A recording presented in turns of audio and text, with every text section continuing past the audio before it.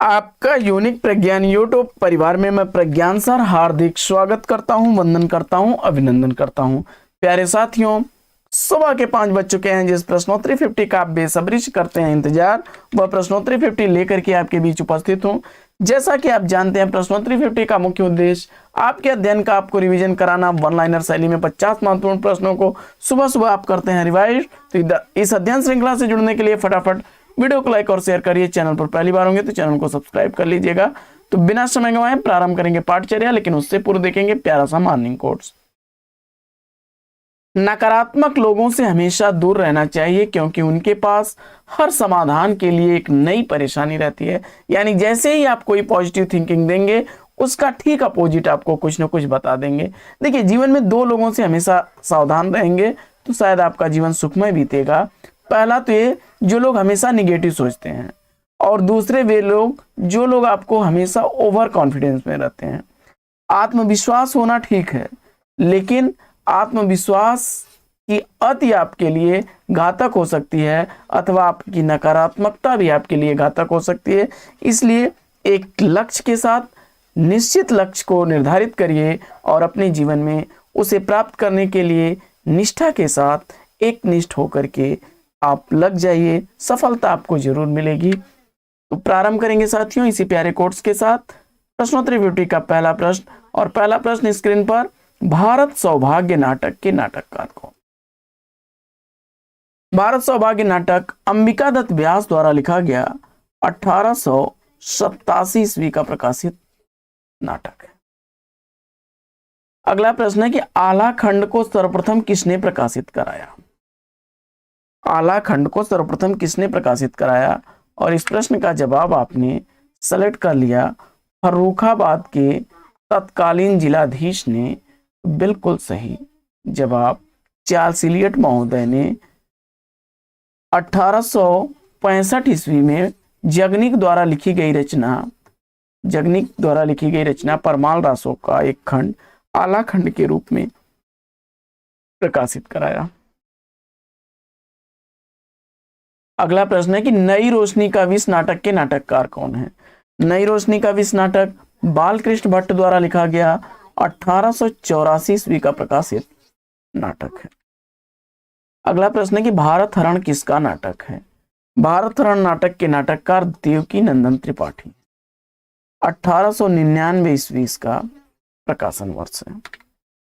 अगला प्रश्न है कि भक्ति आंदोलन के उदय का कारण भारतीय चिंतन धारा का स्वाभाविक विकास किसने माना है? जवाब में आपने आचार्य हजारी प्रसाद द्विवेदी को चुना। बिल्कुल सही जवाब। हजारी प्रसाद द्विवेदी जी ने भक्ति काल में जो भक्ति आंदोलन का उदय है, उसका कारण भारतीय चिंतन धारा का स्वाभाविक विकास वे मानते हैं। वे इस्लाम मानते हैं कि इस्लाम अगर भारत में नहीं आता तो भी साहित्य का 12 आना वैसा ही होता जैसा कि आज है। अगला प्रश्न है कि पर्दे की रानी, प्रेम और छाया, इन उपन्यासों के लेखक कौन है? जवाब में आपने ईला चंद्र जोशी को चुना। तो बिल्कुल सही जवाब पर्दे की रानी 1942 ईस्वी का प्रकाशित उपन्यास, वहीं प्रेम और छाया 1944 ईस्वी का प्रकाशित उपन्यास। अगला प्रश्न है कि प्रयोग कलात्मक अनुभव का क्षण है, यह कथन किसका है? जवाब हो जाएगा रघुवीर सहाय का। अगला प्रश्न है कि पिघलते पत्थर मुक्तक काव्य के रचनाकार कौन है? पिघलते पत्थर मुक्तक काव्य रांगी राघव जी का है। 1946 ईस्वी का प्रकाशन वर्ष है। अगला प्रश्न है कि कौन कवि संस्कृत और मैथिली में रचनाएं यात्री उपनाम से लिखते थे? जवाब में आपने वैद्यनाथ मिश्र को चुना। तो बिल्कुल सही जवाब। वैद्यनाथ मिश्र को नागार्जुन उपनाम से जाना जाता है, यानी बाबा नागार्जुन का मूल नाम वैद्यनाथ मिश्र था। अंतःस्थल गद्य काव्य की रचनाकार कौन है? तो जवाब हो जाएगा चतुरसेन शास्त्री। 1921 ईस्वी का प्रकाशन।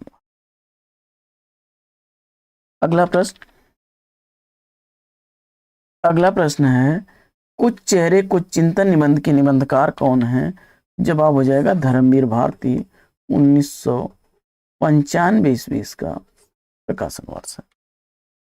अगला प्रश्न है कि अंधे मोड़ से आगे कहानी के कहानीकार कौन है? अंधे मोड़ से आगे कहानी राजी सेठ द्वारा लिखी गई 1979 ईस्वी की प्रकाशित कहानी है। अगला प्रश्न है कि संयुक्ता स्वयंवर नाटक के नाटककार कौन है? श्रीनिवास दास को चुना, तो बिल्कुल सही जवाब 1886 ईस्वी का प्रकाशन हुआ। अगला प्रश्न है कि पृथ्वीराज रासों में कितने छंदों का प्रयोग किया गया है? जवाब में आपने 68 छंदों का प्रयोग बताया, तो बिल्कुल सही जवाब। चना चबेना हास्य व्यंग के लेखक कौन है? चना चबेना ईश्वरी प्रसाद शर्मा द्वारा लिखी गई हास्य व्यंग रचना है, 1924 ईस्वी का प्रकाशन वर्ष। अगला प्रश्न है कि डॉक्टर नगेंद्र के सभी निबंधों का संग्रह किस शीर्षक से प्रकाशित है? जवाब में आस्था के चरण चुन करके आपने इस प्रश्न का बिल्कुल सही जवाब दिया। सलाखों के पीछे कहानी की लेखिका कौन है? सलाखों के पीछे कहानी चंद्रकांता द्वारा लिखी गई 1975 ईस्वी की प्रकाशित कहानी। भूलने के विरुद्ध निबंध के निबंधकार कौन है? जवाब में आपने रमेश चंद्र शाह को चुना, तो बिल्कुल सही जवाब 1990 ईस्वी का प्रकाशन वर्ष है। आदमी नहीं टूटता किसके द्वारा लिखी गई कहानी है? तो आदमी नहीं टूटता अखिलेश द्वारा लिखी गई कहानी है। तुलसीदास द्वारा लिखी गई कवितावली की भाषा क्या है? तुलसीदास की कवितावली की भाषा है ब्रज भाषा और 7 कांड में विभक्त यह रचना है। भक्ति आंदोलन को लोक जागरण की संज्ञा किसने दी है? तो भक्ति आंदोलन को लोक जागरण की संज्ञा देने वाले आचार्य हजारी प्रसाद द्विवेदी जी हैं। अगला प्रश्न है कि भय कबीर उदास उपन्यास की लेखिका कौन है? जवाब में आपने उषा प्रियंवदा को चुना, तो बिल्कुल सही जवाब 2007 ईस्वी का प्रकाशन वर्ष है। अगला प्रश्न है कि दूसरे शब्दों में शब्द और स्मृति निबंध के लेखक कौन है? जवाब में आपने निर्मल वर्मा को चुना, तो बिल्कुल सही जवाब 1997 ईस्वी का प्रकाशन वर्ष है दूसरे शब्दों में, और 1976 ईस्वी प्रकाशन वर्ष है शब्द और स्मृति का। अगला प्रश्न है कि कोहबर की शर्त उपन्यास के लेखक कौन है? कोहबर की शर्त उपन्यास केशव प्रसाद मिश्र द्वारा लिखा गया है। अगला प्रश्न है कि शिवमंगल सिंह सुमन का प्रथम काव्य संग्रह कौन सा है? शिवमंगल सिंह सुमन का प्रथम काव्य संग्रह हिल्लोल है, 1939 ईस्वी का प्रकाशन वर्ष है। अगला प्रश्न है कि जहर ठहरा हुआ कहानी की लेखिका कौन है? जहर ठहरा हुआ कहानी चित्रा मुदगल द्वारा लिखी गई 1980 ईस्वी की प्रकाशित कहानी।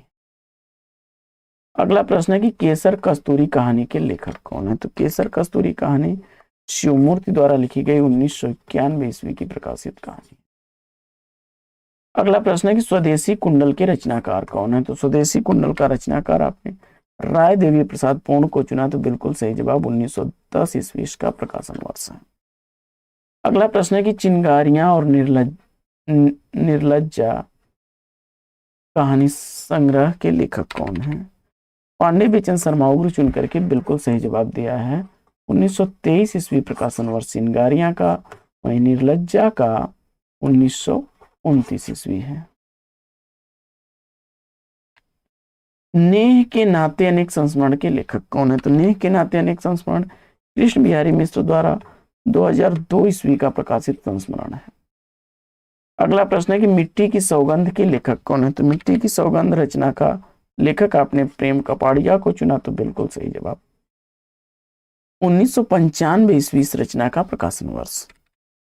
अगला प्रश्न है कि जोखू जंगी प्रेमचंद के किस कहानी के पात्र हैं? जवाब में ठाकुर का कुआं चुना आपने, तो बिल्कुल सही जवाब। अगला प्रश्न है कि प्रवासी के गीत किसकी रचना है? प्रवासी के गीत कृति का रचनाकार आपने नरेंद्र शर्मा को चुना, तो बिल्कुल सही जवाब 1938 ईस्वी का प्रकाशन वर्ष है। अगला प्रश्न है कि कीचड़ और कमल सोती आग उपन्यास के लेखक कौन है? कीचड़ और कमल सोती आग उपन्यास वृंदावन लाल वर्मा द्वारा लिखा गया है। कीचड़ और कमल 1964 ईस्वी का, सोती आग 1966 ईस्वी का प्रकाशित ऐतिहासिक उपन्यास है। कुछ चंदन की कुछ कपूर की निबंध के निबंधकार कौन है? विष्णुकांत शास्त्री जवाब चुन करके आपने बिल्कुल सही जवाब दिया है 1971 ईस्वी का प्रकाशन वर्ष। अगला प्रश्न है कि रोड़े और पत्थर उपन्यास के उपन्यासकार कौन है? रोड़े और पत्थर उपन्यास डॉक्टर देवराज द्वारा लिखा गया, 1958 ईस्वी का प्रकाशित उपन्यास। अगला प्रश्न है कि सबसे बड़ा सुख कहानी का प्रकाशन काल आपको बताना है। सबसे बड़ा सुख कहानी का प्रकाशन काल क्या है? जवाब में आपने 1978 ईस्वी चुना, तो बिल्कुल सही जवाब। और मोहनदास नेमिराय द्वारा लिखा गया है। अगला प्रश्न है कि परछाइयों के पीछे उपन्यास की लेखिका कौन है? परछाइयों के पीछे सत्यप्रभा शास्त्री की लिखी गई रचना है, 1979 ईस्वी का प्रकाशन वर्ष है। अगला प्रश्न है कि अयोध्या का उद्धार काव्य कृति के रचनाकार कौन है? जयशंकर प्रसाद चुनकर के आपने बिल्कुल सही जवाब दिया है, 1910 ईस्वी का प्रकाशन वर्ष है। इंद्रजाल छाया कहानी संग्रह का प्रकाशन काल क्या है? जवाब में जयशंकर प्रसाद को चुना आपने, तो बिल्कुल सही जवाब। जयशंकर प्रसाद द्वारा लिखा गया यह 1936 ईस्वी का कहानी संग्रह है। इंद्रजाल छाया कहानी का प्रकाशन वर्ष है 1912 ईस्वी। सामर्थ और सीमा थके पांव उपन्यासों का रचना काल क्या है?